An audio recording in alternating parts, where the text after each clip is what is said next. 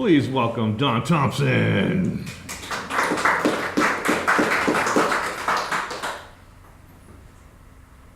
I love my wife, whose laughter, scattered like bird seed, mysteriously lures sparrows from God knows where. Not drab little crumb scroungers that grew up in parking lots, but orange-tinted exotics, iridescent as if hatched from surrogate hummingbird eggs. I love my wife whose anger glows in the dark like a grass fire on the far side of the hills, ignited by lightning and burning in canyons, too wind-ripped for the old bombers to drop their chemicals, burning in such rugged terrain that the best Apache hotshot crews can't get there. I love my wife whose sorrow flows downhill like water I can't sweep back up again, and forms small, dark pools that slowly evaporate, drawn into the clouds heavier and heavier with regret until finally the rain falls.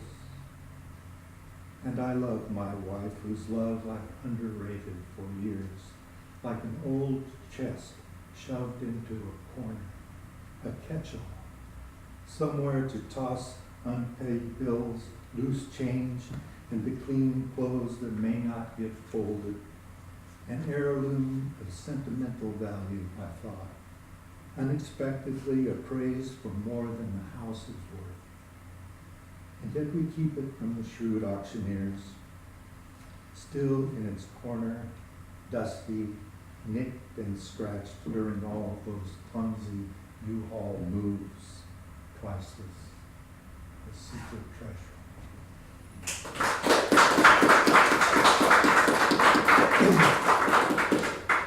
And that's kind of atypical. It's from a book from several years ago called Been There, Done That. And this is kind of an urban place, but you know, I'm rural. So most of what I'm going to read is rural poetry. So this one is from a book that takes the form of a journal. It's called Backroads.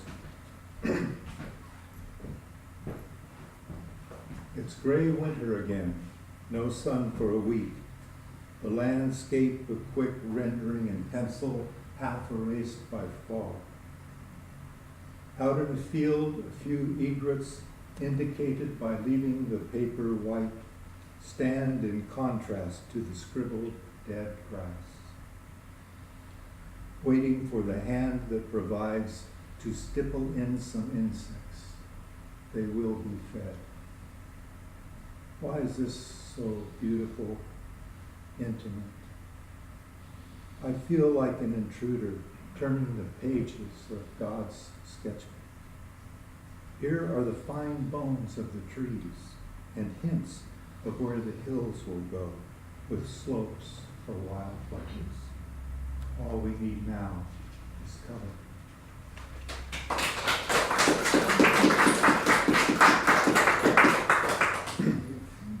And another section from that. The sky's indecisive this morning. A blurred gray that's not quite cloud, but enough to knock 10 degrees off the forecast. The new grass is hesitant and waits barely above ground. A late chill could ruin everything.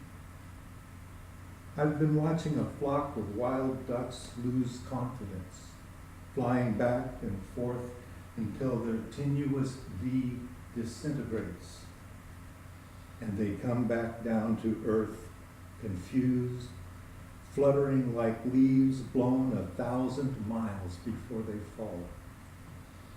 It's not only instinct, is it?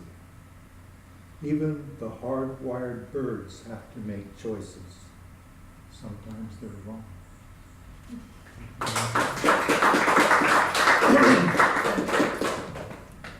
This one is from a book called Everything Barren Will Be Blessed. It's called October. I used to think the land had something to say to us, back when wildflowers would come right up to your hand as if they were tame. Sooner or later, I thought, the wind would begin to make sense if I listened hard and took notes religiously. That was spring. Now I'm not so sure. The cloudless sky has a flat affect, and the fields plowed down after harvest seem so expressionless, keeping their own counsel. This afternoon, nut tree leaves blow across them, as if autumn had written us a long letter, changed its mind, and tore it into little scraps.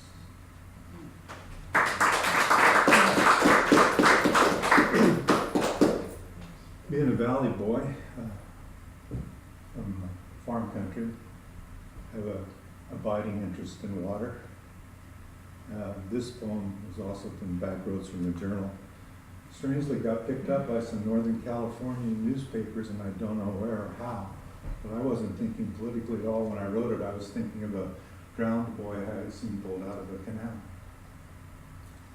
But different things come out, right?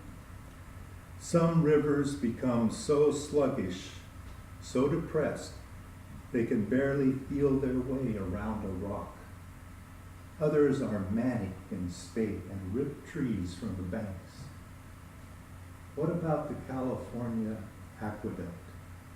That bureaucrat in a concrete suit, relentless, obsessed with draining the North dry. If you fall in, it'll file you away forever in its deep archives. Drown in a ditch, and we'll close the weir to search for you. It's personal. But the aqueduct flows on and won't stop for anyone. Los Angeles is always thirsty.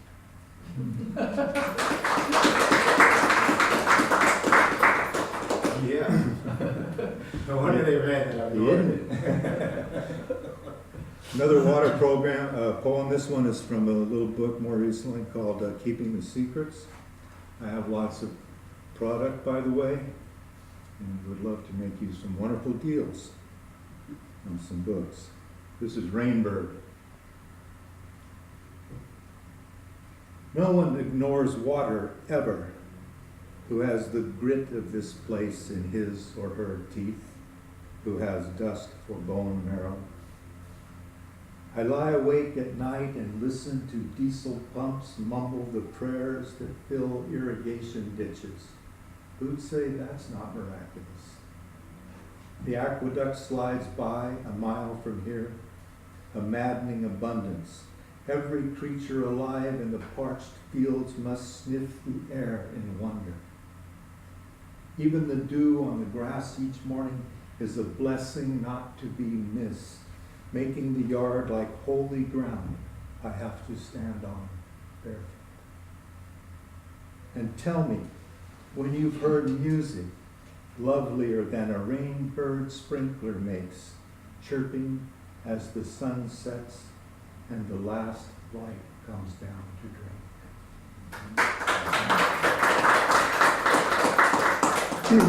This is a title poem from a book called Where We Live.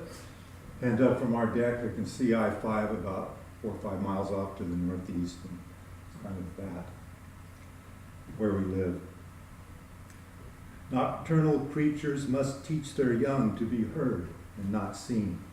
Coyotes yip to the east of us, and to the west, frogs beat their drums. Somewhere to the south, a bird calls, 2 thin, falling syllables in a language we'll never know, except for rough translations into loneliness. Where we live, you have to listen hard through cricket static to hear yourself think. I like that. For once, everything human has to shut up and sit still. You can't even hear the traffic on I-5, only a few miles to the northeast, where big rigs drift by like ghosts with lanterns trapped in a long, dark hallway.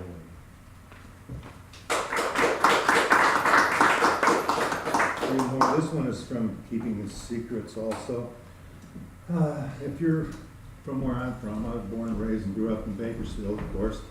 Been in the valley all my life, except for occasional false starts and brief adventures, right? But still there. This one is called Far Places. Like lumps of congealed oatmeal, precisely that color, with a thought life along the same lines, the sheep stand here on a soggy morning. It hasn't occurred to them to eat, let alone to wonder whether the grass might be greener where I stand watching on the far side, how far, really, of 3 strings that pass for a fence. It doesn't take much to keep me in either. Though I know black sheep and bright ones who trampled the thin strings and went their own way, I get postcards now and then from somewhere out there in far places. But I like what I've found under my nose. A local girl, a job that feeds me, and unremarkable landscapes long since hardwired into my dim wits. I call them home. I've got a couple little collections of prose poems too. This one is from one that just came out last fall called Nietzsche Wept. This one is called The Bike Path Puma. Urban legend. And we have one too. A cougar almost exists among us, unwelcome, intruding on our consciousness like a nightmare or worse.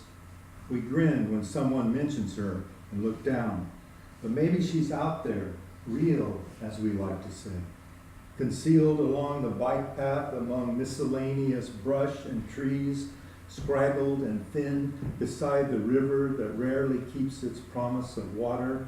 She feeds on stray cats and junk food leftovers, fleshing out her legend. Those who have seen the cougar contract a slight fever, a hint of something wild in their gaze.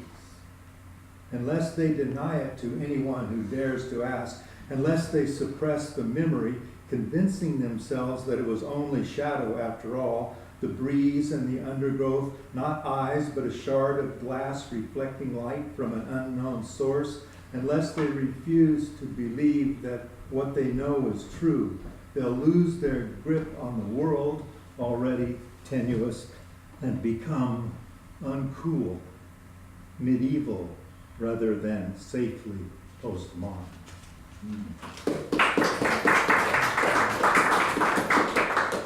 Two more. This is another prose poem from Keeping an Eye on the Stones, another book. Those Hummingbirds. Have you heard of those hummingbirds so small they couldn't swallow a mustard seed? All winter long they live among the rocks beyond reason, farther from here than from Tierra del Fuego. How far is that measured in increments of impossibility? And yet they're eager to come back as soon as the foul weather in us allows, to abandon their nests, those snarls of dry grass no bigger than the fist an unbeliever shakes at God, and take flight. Uplifted without effort, easily sustained, they feed on whatever the air has to offer and sleep on the wind, arriving always just when you've finally given up on them. One morning at your desk, you write the word never, and there they are, hovering above your head as if your thoughts were the sweetest blossoms this side of heaven. I always think that this poem is from a book called Turning 60, a little looser style again. It's